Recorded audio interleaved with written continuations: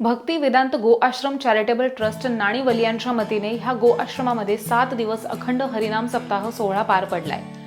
उरण मतदारसंघाचे आमदार महेश बालदी यांची ह्या ठिकाणी प्रमुख उपस्थिती लाभली।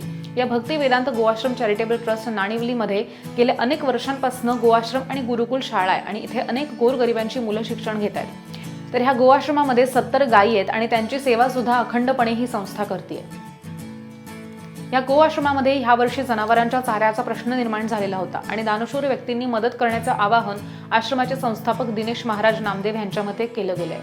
भुकेने व्याकुळ आहे, पण गाय माता किंवा हे मुका प्राणी कधी ते मागणार नाही, तर त्यासाठी व्यवस्था आपण समाजाने पुढे यायला पाहिजे।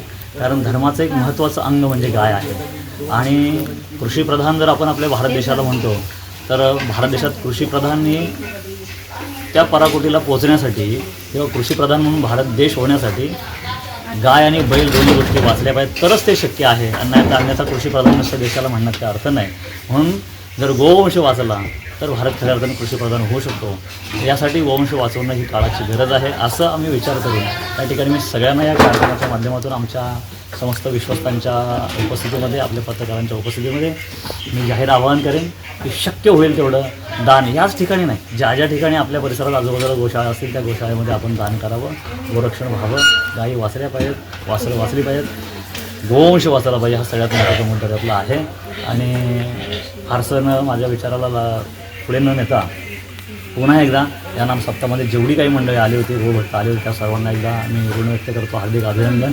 आणि सर्वांनी आता किती गायी आहेत आपल्याकडे आणि आपण त्यांचं कसं संगोपन करतो? आतापर्यंत आपण वाचवण्यामध्ये जवळजवळ 2000च्या आसपास गायी आपण आतापर्यंत वाचवल्या। पण ती मग सुरुवातीला जसं मी बोललो तसं तेवढ्या आपण इतर गोशाळेमध्ये नव्हतं सोडल्या, पण आतापर्यंत आपण या गोशाळेमध्ये 150 गायी आपण सांभाळल्या।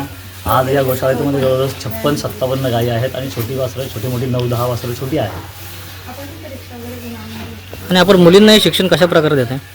हां, सध्या काळाचा विचार करता आपण आजूबाजूला काही ह्या वर्षभरामध्ये किंवा त्याच्याही अगोदर जर विचार केला तर सोशल मीडियाच्या माध्यमातून म्हणा किंवा आपल्या परिसरामध्ये घडलेले काही प्रसंग जे आपल्याला आपल्या कानापर्यंत किंवा आपल्याला प्रिंट मीडिया, सोशल मीडियाच्या माध्यमातून जे पाहिले, वाचले, आपण ऐकले, त्याच्यातून एक गोष्ट लक्षात येते की सध्या मुलींना स्वसंरक्षणाची खूप गरज आहे। कारण आपण आपल्या संस्कृतीमध्ये मुलींनी केवळ घरात बसू नये, तर त्या बाहेर पडून त्यांनी पुरुषाच्या खांद्याला खांदा लावून काम केलं पाहिजे, हेही एका बाजूला म्हणतो। त्याच स्त्रिया बाहेर पडल्या, त्याच मुली बाहेर पडल्या, त्यांच्यावर पूर्ण अत्याचारही एका बाजूने होतो आहे। तर मग यासाठी आपल्या मुली म्हणजे याला सक्षम होणं गरजेचं आहे। एखाद्या घटना घडत असताना त्या घटनेला तोंड देण्याची तयारी, ताकद तिच्यामध्ये असली पाहिजे। या हेतूने आम्ही दर महिन्याला या संस्थेच्या वतीनं आमच्या ह्या काही रणरागिणी आहेत त्यांच्या माध्यमातून जवळजवळ दर महिन्याला 50-55 मुली एकत्र येतात या गोशाळेमध्ये। महिन्यातून 3 दिवस एकदा शुक्रवार, शनिवार, रविवारी हा स्वसंरक्षण शिबिर, ज्यामध्ये लाठी, काठी, भाल, तलवार, ढाल अशा प्रकारचं शिक्षण आम्ही देतो। आणि त्यामधून मुलींना जास्तीत जास्त समाजामध्ये आपण न घाबरता किंवा एखाद्या मुलाच्या अत्याचाराला आपण बळी न पडता आपण त्या अत्याचारीला कसं धुडकावून लावू शकतो हे शिक्षण देण्याचं काम आम्ही करत असतो आणि त्याच्यामध्ये आम्हाला खरंच आनंद आहे। आज या ठिकाणी सुद्धा 2 वेळा ते शिक्षण झालं। मोहला एक मोह म्हणजे पनवेलमध्ये जे पुणे तालुक्यातलं मोह गाव आहे, त्या मोह गावाला झालं। इथून पुढे आम्ही शिरडोन या गावी घेणार आहोत, पुन्हा पुढे आपल्या मोपाडा परिसरामध्ये अचानक ग्राउंडवर घेणार आहोत। असं नियोजन सगळं पुढचं दर महिन्याचं ठरलेलं आहे। आपण गुरुकुल सुद्धा चालवत आहे? हो, या ठिकाणी जवळजवळ 25 मुलं आपल्या गुरुकुलामध्ये आहेत। त्याचं कारण असं आहे, गुरुकुल सुद्धा काळाची गरज आहे। कारण शिक्षण घेत असताना जो शिक्षणाचा सध्या जो एक ओघ आहे तो आपल्या संस्कृतीपासून मुलांना दूर घेऊन जातो असं आम्हाला वाटतं। आणि तो आरोप म्हणा किंवा अन्य काही म्हणा, पण मी ते नेहमी स्पष्ट बोलत असतो की असं आम्हाला वाटतं की इतर मोठमोठ्या शाळा कॉलेजामध्ये आपल्याला संस्कृतीपासून दूर नेणारं शिक्षण किंवा दूर नेणारी व्यवस्था जशी दिसते आणि मग आपल्या संस्कृतीचं जतन झालं पाहिजे। त्यासाठी मुलांनी मोठ्या कॉलेजामध्ये शिकण्यापेक्षा गुरुकुलामध्ये जर शिकलं तर संस्कारासहित ज्ञान येईल। मी नेहमी माझ्या कीर्तनामध्ये बोलत असतो, ज्ञान हे माणसाकडे आलं पाहिजे, पण ते संस्काराला घेऊन जर असेल तर ते अधिक उत्तम असेल। ज्ञानाने माणूस हुशार बनतो, विद्वान बनतो, पण संस्काराने माणूस विद्वान बनून तो थोडा सात्विकही बनतो आणि समाजाचा महत्त्वाचा गाभा बनतो आणि समाजाला आपल्याबरोबर घेऊन चालण्याचे विचार त्याच्यामध्ये रुजू होतात. त्याच्यामुळं गुरुकुल हे आम्ही गेली 3 वर्षापासून चालू केलं. जवळजवळ 5 राज्यातून मुलं इथे येतात. जी मुलं काही आर्थिक परिस्थिती असेल किंवा काही सामाजिक अडचणी असतील त्या सामाजिक अडचणीतून दूर होण्यासाठी त्यांना आम्ही इथे आसरा देतो आणि त्याच्या माध्यमातून फक्त मुलांना आम्ही सांगतो येत असताना फक्त पुस्तकं आणि कपडे एक अंगावरचे घेऊन यायचे, बाकी सगळी व्यवस्था या संस्थेच्या वतीने आम्ही करत असतो.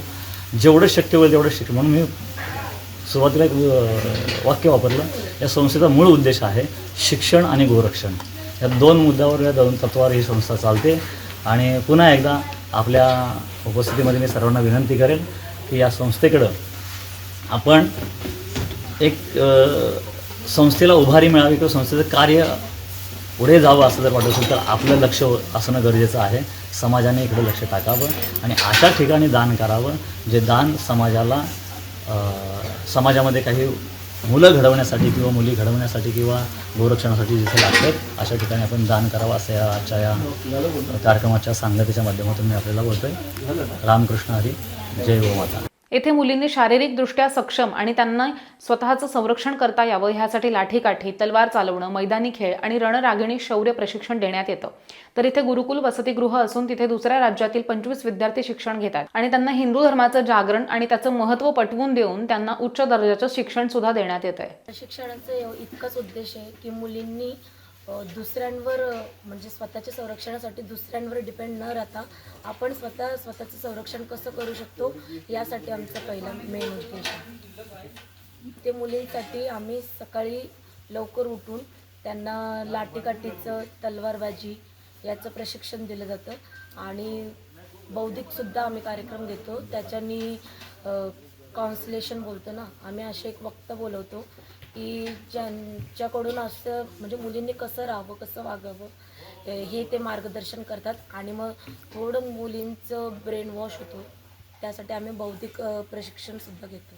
सरस्वती इंग्लिश मीडियम स्कूल ह्या शाळेच्या माध्यमातून आजूबाजूच्या परिसरातील गोरगरीब मुलांना अल्प दरामध्ये मोफत चांगलं शिक्षण देण्यात येतं. नमस्कार, मी जयश्री माळी. मी गुरुकुल चालवत नाही आहे, शाळेवर शिक्षिका आहे.